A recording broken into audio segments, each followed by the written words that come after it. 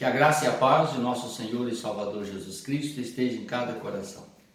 Queremos, neste momento, trazer ao seu coração uma reflexão sobre pontos importantes da palavra que nos faz pensar, meditar e crer nas ações do Senhor continuamente sobre as nossas vidas e também sobre o coração de toda a humanidade. Se nós atentarmos para o que diz a palavra de Deus e darmos crédito a ela, com certeza não só exaltamos o Deus vivo, como Deus verdadeiro, como Deus criador, sustentador de todas as coisas, como também somos por Ele abençoados, quando reconhecemos que a sua palavra é a verdade. Nos últimos tempos, não se fala muito sobre a natureza, a não ser quando o homem quer enfatizar a ciência. Quando se trata das ações divinas, ignoram, não dão atenção e muito menos observam que nada acontece sem que Deus esteja no controle. Costumamos falar sobre isso. Deus tem o controle, Deus está no controle, Deus realmente que faz todas as coisas. Mas são palavras, apenas expressões, que quando se trata de pôr em prática o que Ele fala, nós desviamos o pensamento e atentamos para o que diz o homem, ou a ciência, no caso. Observando então a palavra do Senhor no capítulo 11 do livro de Eclesiastes, nós temos esta palavra: quem somente observa o vento nunca semeará. É o verso 4. E o que olha para as nuvens nunca cegará. Assim como tu não sabes qual o caminho do vento, nem como se formam os ossos no ventre da mulher grávida, assim também não sabes as obras de Deus, que faz todas as coisas. Aqui o Senhor está chamando a nossa atenção, através do sábio, que verdadeiramente Ele tem o controle de todas as coisas, até mesmo quando plantamos ou quando vamos colher aquilo que plantamos, nós dependemos do Senhor. Porque ao jogar a semente na terra, dependemos da chuva para que ela germine, e dependemos da chuva para que ela cresça, e dependemos também do sol para que ela possa desenvolver o fruto saudável. É uma combinação perfeita que está ligada a uma ordem divina sobre a natureza. E a intervenção de Deus pode alterar até mesmo a ordem que Ele determinou para a natureza. Se você observar que se a natureza tivesse autonomia para decidir como seria o ano, ficaria muito fácil todos os anos fazer o plantio na época certa, no mês certo, e fazer a colheita na hora certa. E não só o plantio seria perfeito, como também a colheita seria perfeita. Não haveria alteração de ano para ano. Mas como nós vemos que num ano nós podemos ter excesso de chuva e no outro ano podemos ter escassez de chuva. Esse é o processo da intervenção divina. Quando Deus intervém na própria lei da natureza que Ele criou e ordenou, Ele é autor da natureza, Ele é o Criador, Ele pode fazer tudo quanto Ele desejar, então Ele pode interferir. Isto altera o conhecimento do homem e altera também os planos do homem. Ele fica indiretamente na dependência de Deus. Eu disse a palavra indiretamente porque na maioria das vezes o homem tenta burlar o que Deus está fazendo com alguns recursos tecnológicos. Mas na verdade, todos, mesmo com a mais perfeita tecnologia, dependem do Senhor para que a sua produção seja abençoada, rica e farta. Queridos, baseado nesta palavra de Eclesiastes, eu quero trazer para você que todas as coisas têm um propósito debaixo dos olhos de Deus, ou da autoridade de Deus. Nada acontece por mero acaso. Tudo tem um propósito. As mínimas coisas e nas grandiosas coisas. Nada passa desapercebido aos seus olhos. Ele tem o governo de todas as coisas. A palavra do Senhor, no livro de Lucas, capítulo 8, ela nos traz uma revelação muito impressionante. E eu quero que você atente para os detalhes, porque são fundamentais para que compreendamos também o texto de Eclesiastes. Aconteceu que num daqueles dias, entrou Jesus no barco em companhia de seus discípulos e disse, capítulo 8, verso 22, tá? Passemos para outra margem do lago e partiram. Enquanto navegavam, ele adormeceu. Observem bem que Jesus convidou os discípulos, entrou no barco, e enquanto eles estavam navegando, ele adormeceu. E sobreveio uma tempestade de vento no lago, correndo eles o perigo de naufragarem. Jesus estava dormindo. Veio a tempestade repentinamente. Um vento forte surgiu e começou a balançar o navio, levantando fortes ondas, prestes a levar o barco ao naufrágio.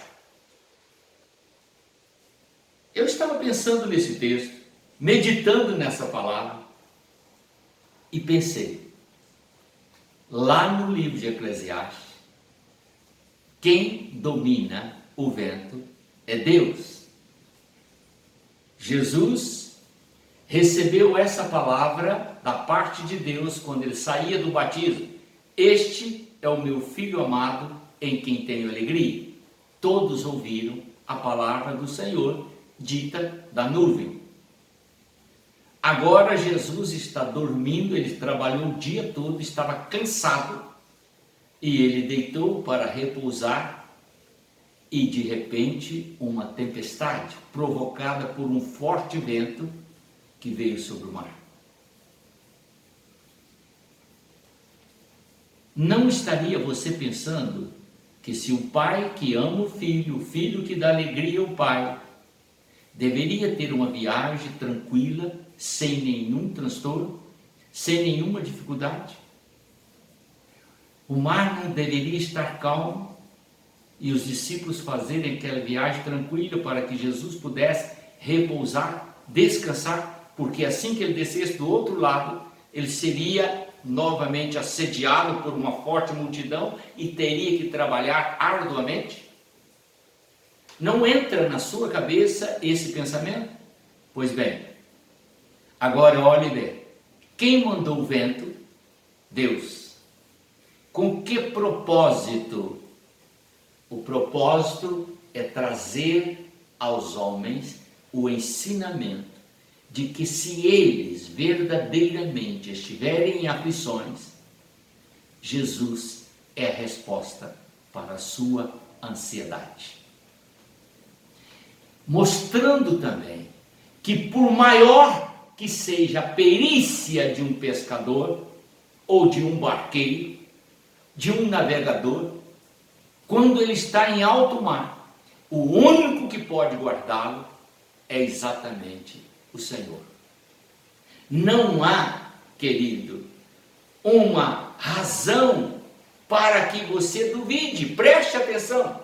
A palavra de Deus diz: enquanto navegava, ele adormeceu e sobreveio uma tempestade de vento no lago, correndo eles o perigo de afundarem. Chegando então até Jesus, disseram: mestre, mestre, estamos perecendo, desperta-te. Repreendeu Jesus o vento e a fúria da água, e tudo cessou e veio a bonança. Muitas das vezes nós falamos assim: se Jesus estiver no barco, está tudo bem. Cristo é o Senhor do meu barco, com Ele eu estou garantido. Querido, você tem que pensar que Jesus estava no barco e a tempestade veio.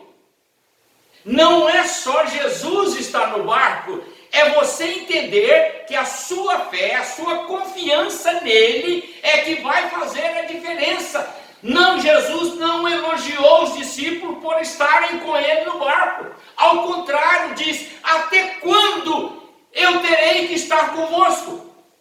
Homens de pequena fé. Será possível que vocês não podem resolver um problema desse? Não pode dirigir as orações ao Pai e pedir para que Ele acalme a tempestade? Jesus não elogiou os discípulos. Olhe bem, vocês estão comigo, pode ficar tranquilo, vocês estão seguros. Ele não disse isso. Ele disse: até quando eu terei que estar convosco? Havia um propósito. E o propósito era despertar a confiança em Deus, mas entender também que nós, como servos do Senhor, temos que responder pela fé que nós professamos. Não podemos ficar enganando. Qualquer tempestadezinha, qualquer ventozinho, qualquer coisa está balançando a minha fé e me jogando para baixo. Não é assim, querido. Você tem que confiar naquilo que você professa. Se a sua fé está firmada em Deus, portanto, nenhuma tempestade irá levá-lo a sucumbir. Creia. É esta a razão que levou Jesus a dizer: se você disser a um monte, crendo, transporta daqui para lá, o monte vai. E foi por muitas vezes que Jesus chamou a atenção do povo por falta de fé. É a fé, querido. É a sua confiança no Senhor. Este é o propósito do texto. É mostrar a você: Jesus estava repousando e a tempestade veio. Você pode estar servindo a Deus e vai vir tempestade sobre a sua vida, mas você tem que saber se livrar, confiando na certeza de que nenhuma tempestade vai afastar você do Senhor. Paulo foi explícito ao dizer: nada, nenhuma força poderá me afastar do amor de Deus que está em Cristo Jesus. Se você vacilar, não haverá quem possa te ajudar. Então firme a sua fé, confia no Senhor. Se o vento vem do norte, se vem do sul, se vem do leste, se vem do oeste, se vem forte, se vem devagar, não importa. Você professou a sua fé em Jesus Cristo, firme-se nela, esteja ciente de que nada poderá te afastar do amor de Deus que está em Cristo Jesus. Amém? Espero com a graça de Deus que você tenha aprendido que não é só você jogar a responsabilidade em cima de Jesus, mas é você mostrar para Ele que você tem a capacidade, a força, a vontade e a confiança de mostrar o quanto Ele é importante na sua vida, vivendo o Evangelho, testemunhando o Evangelho, testemunhando o poder dele. Amém?